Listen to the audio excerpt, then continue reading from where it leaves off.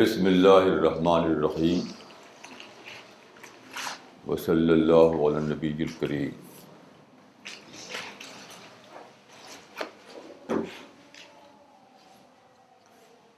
Today I received a telephone call from Noida.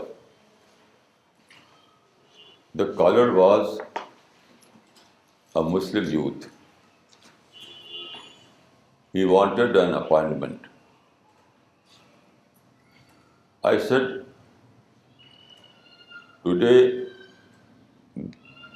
that is on Saturday, we organize a meeting here. So you can join that meeting and also, inshallah, I will meet you. He said, no, I want a private appointment. I said, yes. Reluctantly, I gave him appointment. So he came here after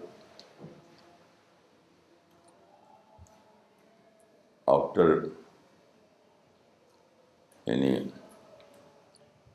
afternoon. So he said that I have read some of our books, but I have a question in my mind. He said that there is a widespread rumor about you, that you claim that you are Mahdi al-Masih. So I wanted to know directly from you, what is the situation?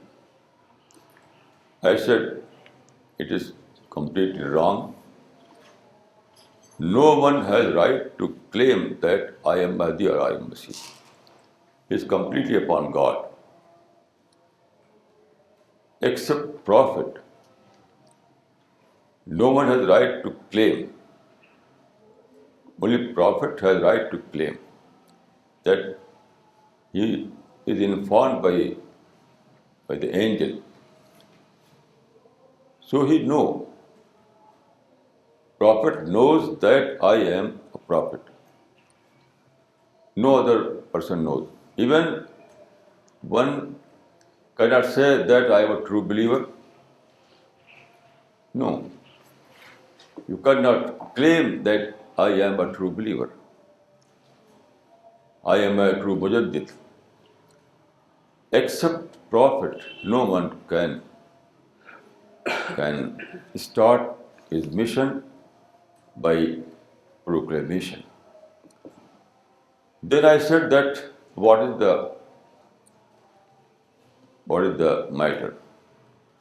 I said that about Christ, there are near about 25 hadiths, authentic hadiths. There are some more hadiths.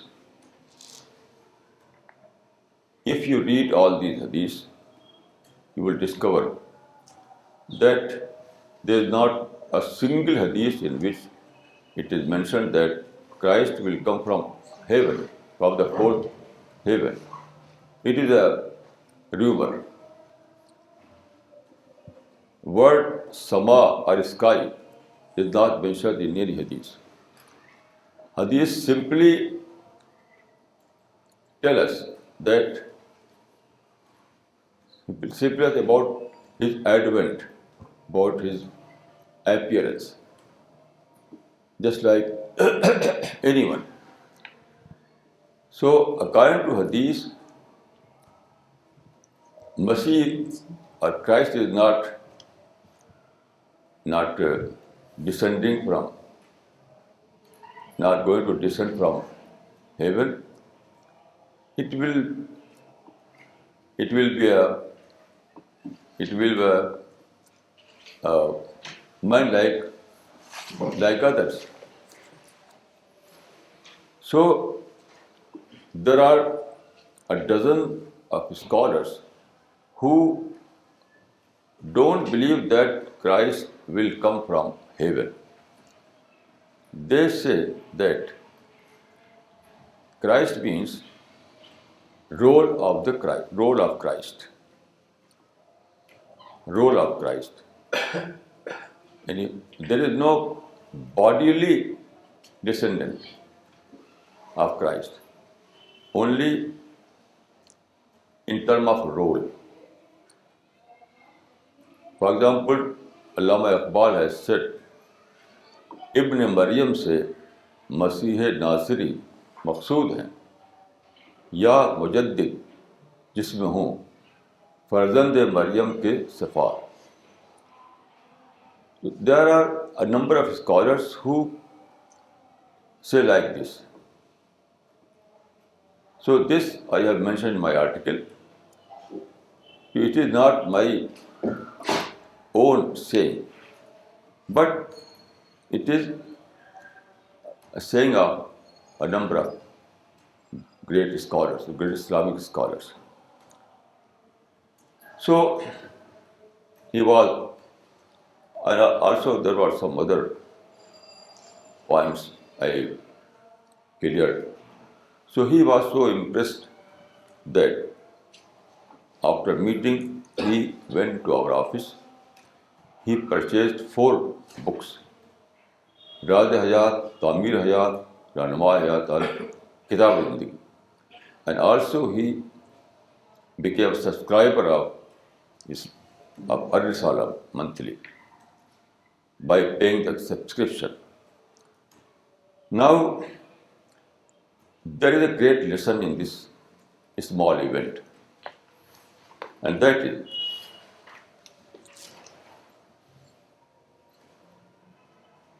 that those who are engaged in defaming our mission or myself, although they are engaged in propaganda, but at the same time it is publicity. It is very important thing to note that every propaganda is at the same time publicity. Propaganda is a negative word, but publicity is a positive word. And this concept I have derived from the Quran. You know, when the Prophet was in Mecca, so people turned hostile and they were engaged in defaming the Prophet of Islam. So many things. At that time, in the Quran,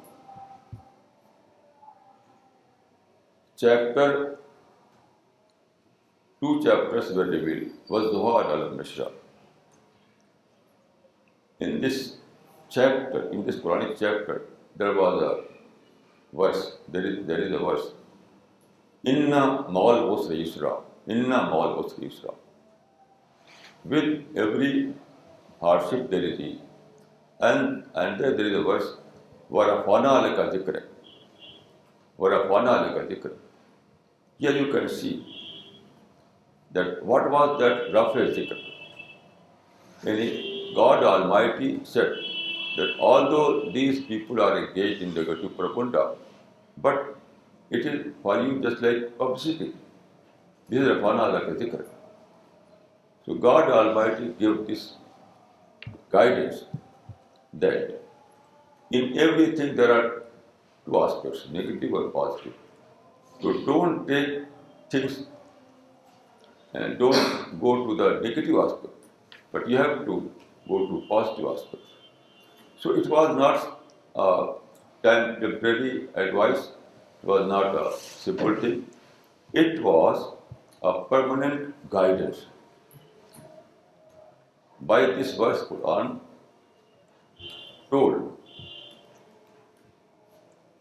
disclosed the law of nature.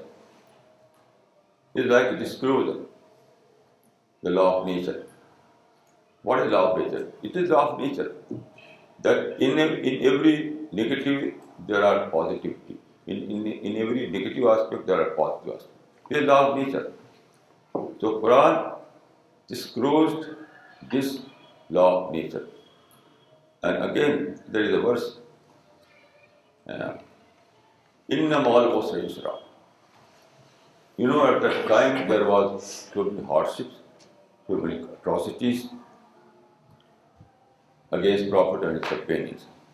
At that time, this verse was revealed in the Quran. Inna mal usri yusra. With every hardship, there is ease. With every hardship, there is ease. It means, how it is possible that hardship becomes ease, or problem becomes solution?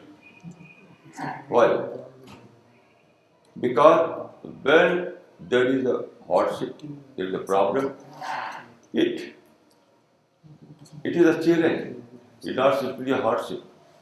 It is a challenge. And every challenge activates your ability. Every challenge is source of motivation. Every challenge leads to more effort, to excess effort, to more and more struggle.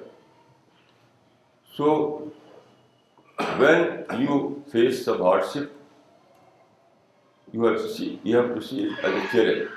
And when you would see it as a challenge, then it means that you are taking it as a positive. It will become a great motivator for you. This is the Quranic philosophy. So this philosophy is not very simple, it's not temporary, it's not for only one thing. It is a comprehensive formula. It pervades all the aspects of life. It is a universal law of nature. So I learned this formula from the event that I referred to. Now we have a mission to spread the divine message, and our mission is Dawah mission. We want to do Dawah work. And in every mission there are problems. In every mission there are hardships. In every mission there are people who turn hostile. So we are not an exception. Not at all. It is more than expectation that people will create obstacles. People will put hardships against ourselves. So it is but natural.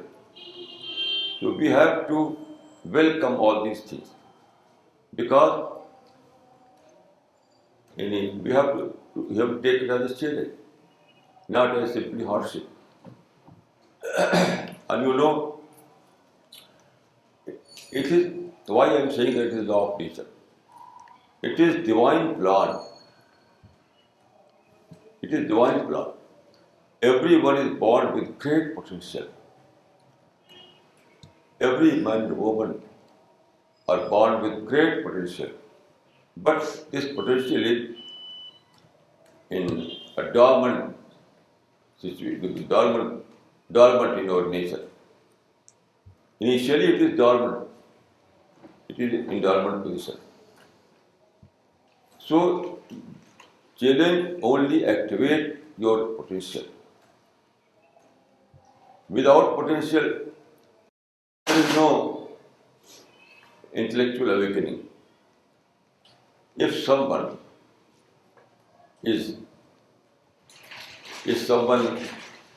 was born in some palace, there was no hardship, there was no problem, it means that this person will live without challenge and die without challenge.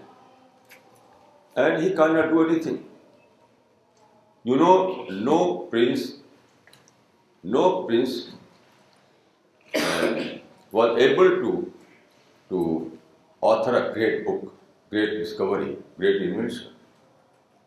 Those princes who were born in palaces, they are most unfortunate people. It is said that Mr. So and so was born with a silver spoon in his mouth. Here is a general saying. So Mr. So and so was born with a silver spoon in his mouth. But it is not blessing. I don't take this as a blessing. Because when he was with the silver spoon in his mouth, it means that he has no challenge, no problem. So his potential will not activate. He is not in a position to turn his potential into actual. So if we are facing some problem, that is good, it is not bad. They is not evil. It is a general concept that people take problem as an evil. They want to remove all those evils. I consider that all the philosophers, all the reformers, all the leaders were obsessed with this notion. Perhaps there is no exception except Muhammad Sallallahu Alaihi Wasallam. All the philosophers of history, all the reformers of history, all the leaders of history were obsessed with this notion that we have to remove this problem. They wanted to establish a society where there is no problem, problem-free society. This was against the law. This planning was against the law of nature. This kind of planning was against the law of nature. But all the reformers were obsessed with this notion. Perhaps, according to my study, Muhammad Sallallahu Alaihi Wasallam was the first in human history, who was able to disclose this law of nature. The problem was not problem was blessing. Inna mal usri yusra. So we have to take guidance from the Prophet Sallallahu Alaihi Wasallam, and we have to welcome all those negative propaganda, all those kind of hardship, any kind of negative response. We have to welcome it. We have to take it as a blessing. There is a well-known saying, blessing and disguise. So blessing and disguise is not an exceptional kind of event. All those things which are apparently evil, they are blessing in disguise. The only thing is that you have to tell people that don't take it as a negative thing. In this world, nothing is negative in complete sense of the word. Only 50%.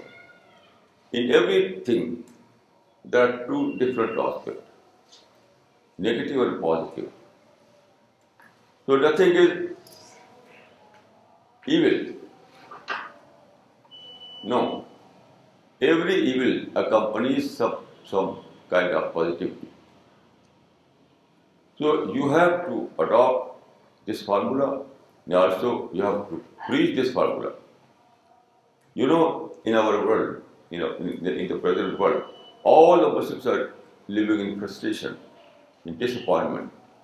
Nearly all the Muslims in India, in Bangladesh, in Pakistan, in Arab, in Europe, in America, all are speaking in negative tone. All have some complaint in their heart, some protest in their heart, because they don't know this law of nature. Although it is mentioned in the Quran, although it was practiced by the Prophet of Islam, although we have a model in this regard, but Muslims are blind. Muslims are opportunity blind. Present Muslims are, by Muslim I mean the leaders. I'm not referring to masses. I'm not referring to masses. Masses is not to blame. The blame goes to leaders, to intellectuals.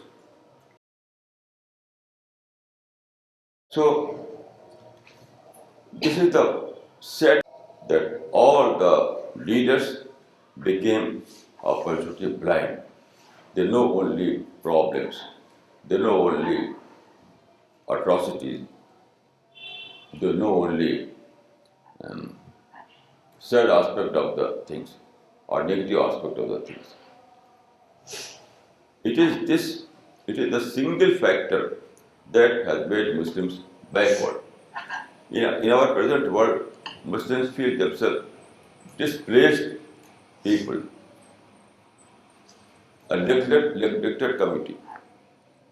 They feel that they are in siege. All these things are due to misguidance. Misguidance. Our leaders fail to guide Muslims in positive terms. So it is this phenomenon is not a very simple phenomenon. It is also indicator a greater evil, that is our present reformers and leaders fail to drive their thought from the Quran. I don't know any Muslim leader who claims that I wanted to know what I have to do from the Quran. I went to itikaf, I studied Quran for a long time, for several times, and then I discovered from the Quran that this is the solution of Muslim problems. And then I started my movement. All these Muslims only were case of reaction, out of reaction. I'm talking about the present Muslim leaders. All these Muslim leaders were case of reaction. They reacted negatively. They were facing some situation, especially political situation and some other social situation that seems to be unfavorable for us. So they were facing some situation that was apparently not favorable to Muslims. So they reacted negatively. So all these reformers, all these leaders were case of negative reaction. So they failed to discover the guidance given by the Quran. They failed to discover the guidance given by the Prophet of Islam. So this is the most saddest aspect of our present life. The present Muslims are victim of this kind of misleading. There are so many books on this subject, thousand books and articles. For example, one Arab Sheikh has published a book with this title, لماذا تأخر المسلمون وتقدم غيرهم? Why Muslims became backward and others became forward?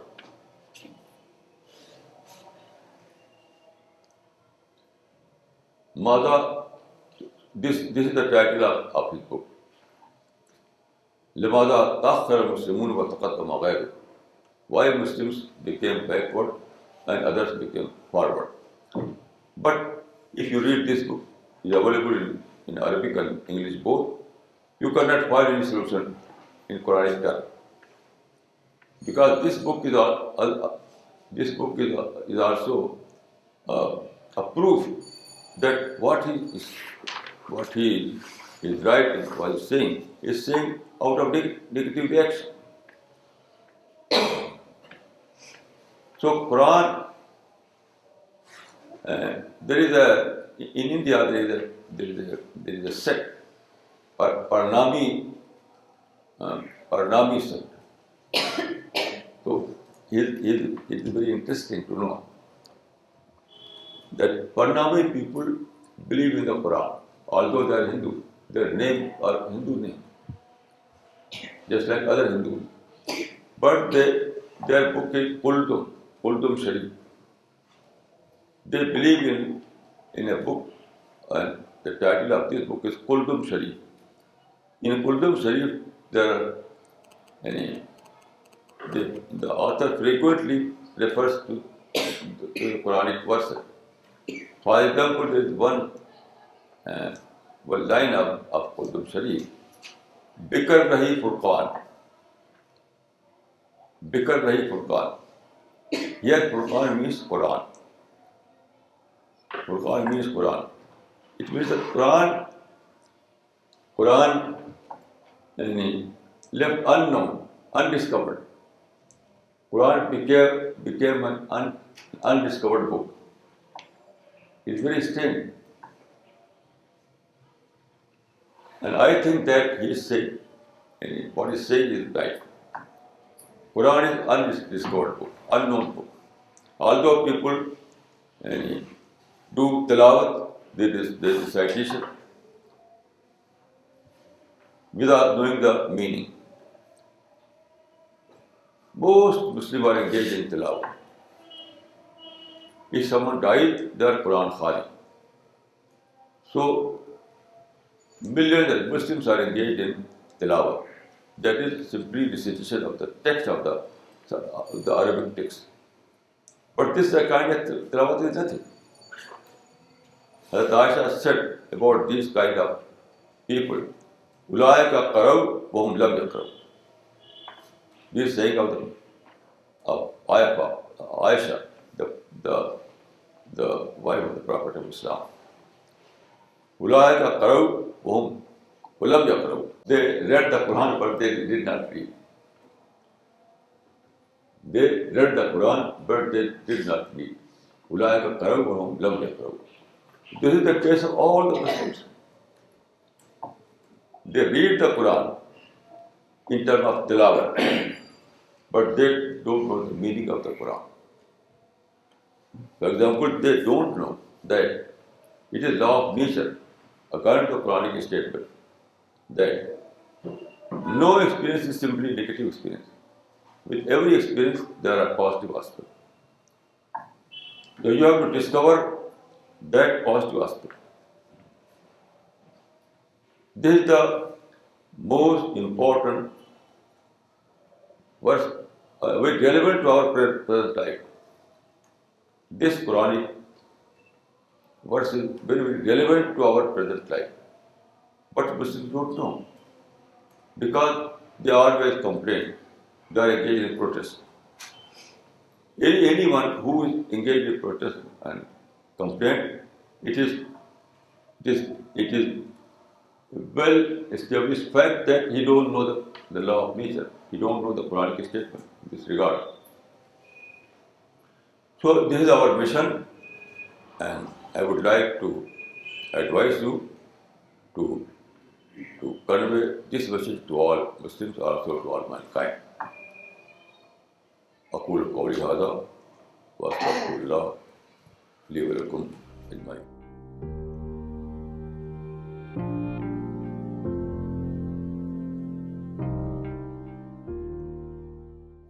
Dada, I have a question. There is a difference between scrutinizing religion and scrutinizing the practitioners and the practices of a religion. Repeat it. Dada, I want to know if there is a difference between scrutinizing a religion and scrutinizing the practices and the practitioners of a religion. His scrutiny is not very good, very nice word for this purpose. Although those people use this word, but don't think this is a proper word for this purpose. Because no journalist has right to scrutinize. I said at that meeting that it involves scholarship. So you can examine, you can reassess both the aspects. But that was not job of a journalist. Dada, what I want to know is that to examine a religion, you need scholarship. That I understand. But to also examine the followers of a religion or the practices of a religion, the practices and the practitioners of a religion, do you then again need scholarship?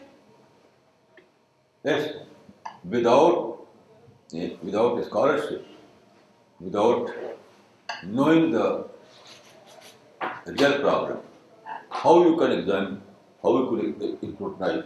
You have, first of all, you have some model. Without model, how you can say this is right or wrong? So, those who are scholars, they have a model. Without model, you cannot examine or you cannot scrutinize. So, after great study, you develop a model in your mind. Then you become competent to examine their practices according to their model, whether it is right or not.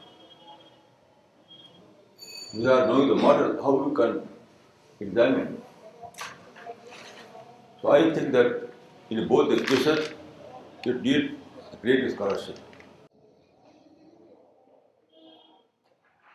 And if somebody has bad intention and is trying to harm a person, then should that person be assertive with this person who's trying to cause harm, or should he follow the policy of being soft? You have to see the result. If you are in a position to do something in practical terms, then you can do something. But without considering about the result, you cannot jump in this situation. So first of all, you have to know what is possible, what is impossible. And if simply advice is possible, if simply advice is possible, then it is wrong to jump into the situation.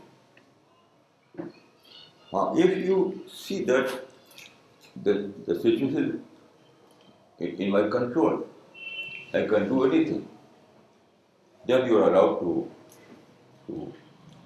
jump into this situation in practical terms. Now, how will you define the word secular? What secular? Secular system? Secularism. Secularism. Secularism. Yes. Secularism. There is an article in the well-known encyclopedia of religion and ethics. It is 20-page article, and very, it is a very good article on this subject. And after analyzing, the writer says that secularism means policy of non-interference in political matters. We are living in a society where there is a political system. So when our political system declares that ours is a secular system, it means that our government or state has adopted this policy that they will not interfere in religious matters. So all the communities are free to believe or practice their religion. But those issues which are national, which are common to all people, in that matter, we will decide, we will plan. This is the secularism. And secularism means policy of non-interference in religious matters.